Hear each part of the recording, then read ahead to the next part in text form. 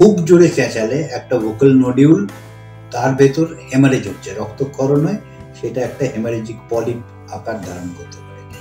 এইগুলো হচ্ছে over use of ভয়েসের জন্যই যে ভোকাল কর্ডের প্রবলেমগুলো দেখা যায়। আরেকটা কমনেস্ট প্রবলেম যেটা আমরা অ্যাসিড রিফ্লাক্স বলি, অ্যাসিডিটি কিন্তু স্বর ভঙ্গ করে। গলা ভালো রাখতে গেলে সব থেকে প্রথম চেঁচানো চলবে না।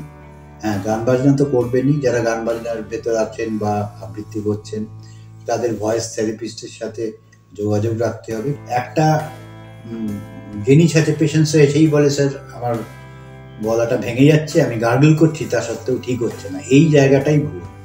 গার্গলটা করা হয় ফ্যারিংসের জন্য, মানে যেটা আমাদের জিভের পেছনের পোর্শনটা, যে বাউন্ডারিটা ফ্যারিংস, কিন্তু গার্গল করে সেটা ভোকাল কর্ড বা ল্যারিংস অব্দি পৌঁছয় না।